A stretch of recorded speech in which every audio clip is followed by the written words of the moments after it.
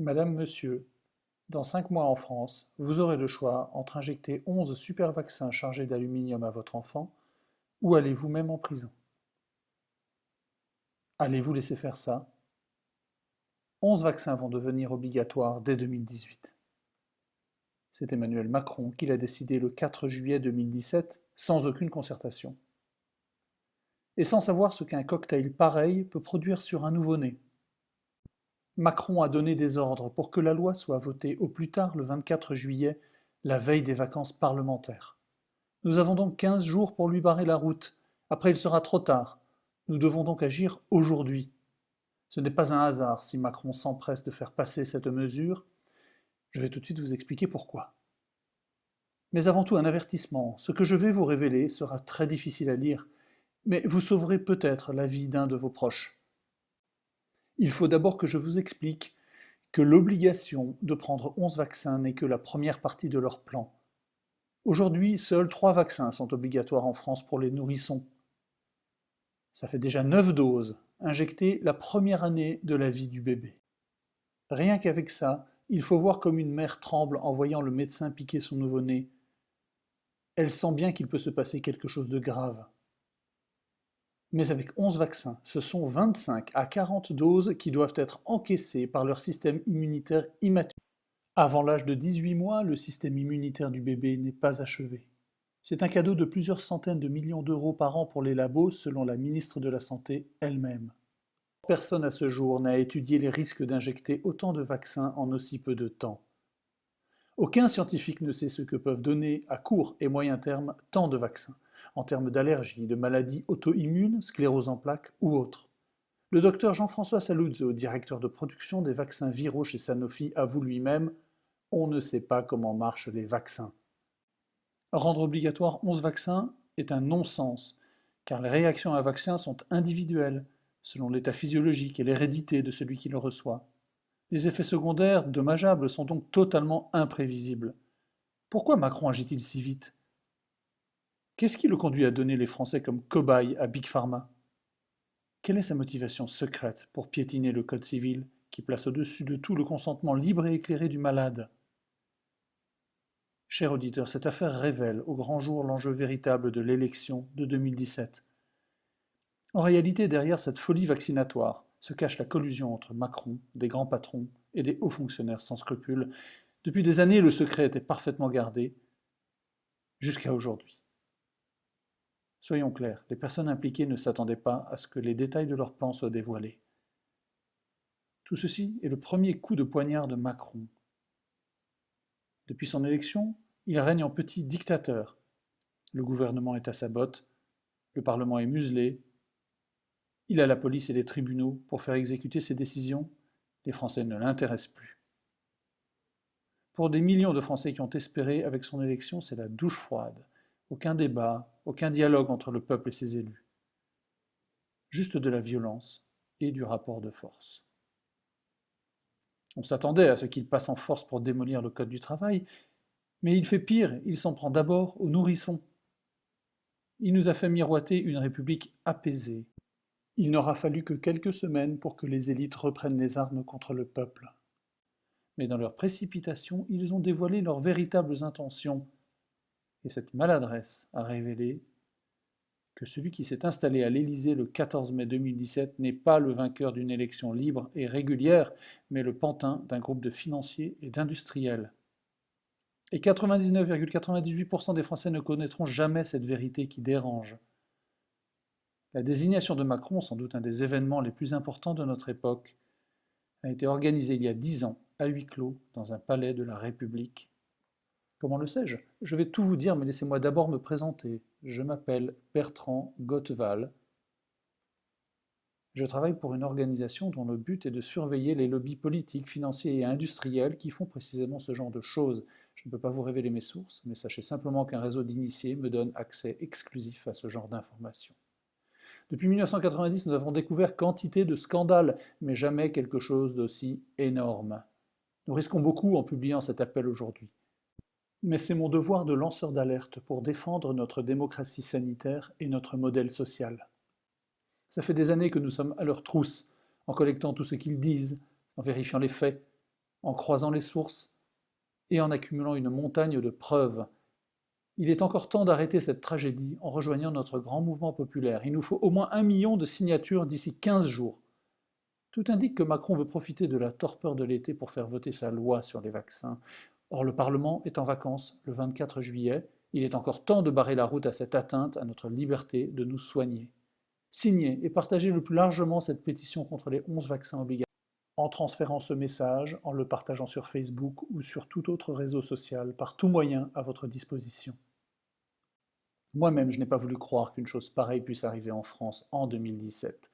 En fait, pendant mon enquête, j'ai découvert les preuves qu'une organisation tire les ficelles. Autour de Macron, on trouve les principaux oligarques français, tous propriétaires de grands médias. Xavier Niel et Pierre Berger, Le Monde, Dassault, Le Figaro, Arnaud, Le Parisien, Les Échos, Lagardère, Paris Match, Le Journal du Dimanche, Mathieu Pigasse Les Inrecuptibles, Huffington Post, mais aussi Denis Oliven d'Europe 1, le milliardaire Drahi, Libération, BFM, L'Express, Martin Bouygues de TF1, Vincent Bolloré, Canal+, et bien d'autres. Ces autres soutiens préfèrent l'ombre à la lumière, mais ils sont encore plus puissants. C'est le moment de vous expliquer comment la République est passée aux mains des laboratoires pharmaceutiques. Remontons rapidement en arrière. En 2002, Macron se lie au richissime Henri Herman. Cet homme de réseau et d'influence, proche du PS, fait entrer Macron dans le monde fermé du grand patronat français. À sa sortie de l'ENA en 2004, Macron devient le protégé de Jean-Pierre Jouyet, le tout-puissant parrain de l'inspection des finances, la clé de voûte de la technocratie française ultralibérale. C'est l'année 2007 où le destin de Macron est noué à jamais. De là datent ces amis puissants qu'il faut récompenser maintenant. En juin 2007, le président Sarkozy confie au jeune Macron la corédaction d'un projet de purge ultralibérale pour notre pays. Aidé de Jacques Attali, Macron met immédiatement dans le coup 42 grands patrons, industriels, financiers et énarques. C'est lors de ces réunions que Macron devient l'intime de Serge Weinberg, le président du géant de la pharmacie Sanofi. Son amitié avec Bernard Spitz, des assurances, date du même moment. La pharmacie, les assurances, vous voyez qu'il n'y a pas de hasard pour l'argent. Parce qu'avec leur plan de privatisation de la Sécu, on leur promettait d'empocher 10 milliards d'euros dans un premier temps. Oui, un 1 suivi de 10 zéros. Nous savons comment l'histoire s'est terminée à l'époque. Ces plans ont été tués dans l'œuf début 2008, et les amis de Macron n'empochèrent pas leurs gains, mais ce n'était que partie remise. Cet échec n'a pas découragé Macron. Au contraire, son goût pour le pouvoir et l'argent est devenu insatiable. En 2008, grâce au puissant Weinberg, Macron entre dans le sein des saints de la haute finance internationale, la banque Rothschild. Chez son nouvel employeur, Macron prend soin des intérêts du groupe pharmaceutique américain Pfizer, au détriment de notre champion français Danone. Je saute d'autres épisodes effarants quand il était au ministère de l'économie. À chaque étape de sa campagne présidentielle, j'ai reconnu la main de tels magnats de la presse, de tels financiers, ou de tels marionnettistes du pouvoir.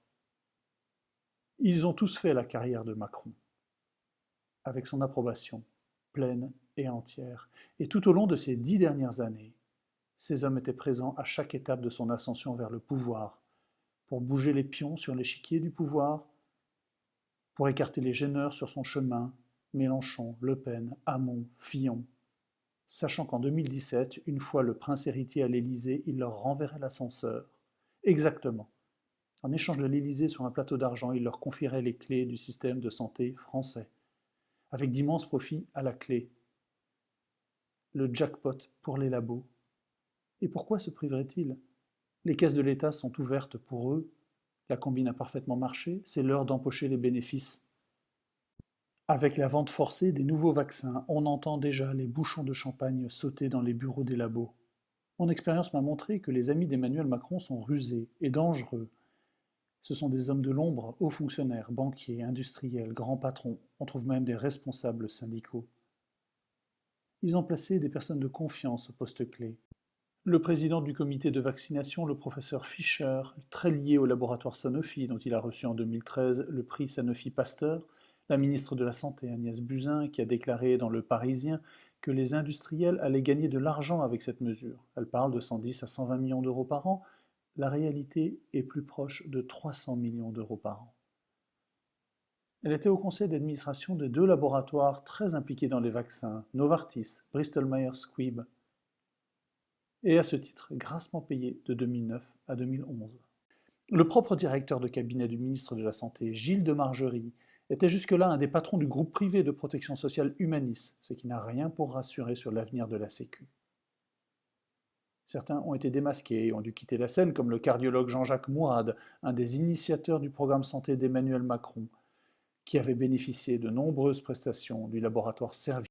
Partout où on se tourne, on trouve la main de Big Pharma chez Macron.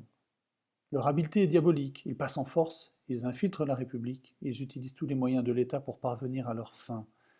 Et c'est eux qui accusent leurs contradicteurs d'être des extrémistes, des fanatiques, des excités. Ne vous laissez pas faire, signez et faites signer d'urgence la grande pétition. Car les vrais fous furieux sont au gouvernement. L'autoritarisme d'Emmanuel Macron devient inquiétant pour la liberté dans notre pays. Même les médecins changent d'avis. Là, ça fait trop de vaccins, entend-on dans les réunions locales. Le conseil scientifique du CNGE a fait connaître son point de vue. Il n'y a aucun élément scientifique pour attester que cette mesure aboutisse à une meilleure protection, notamment pour les enfants. Il est à craindre que son caractère autoritaire renforce la défiance et la suspicion d'une partie de la population. On ne saurait mieux dire.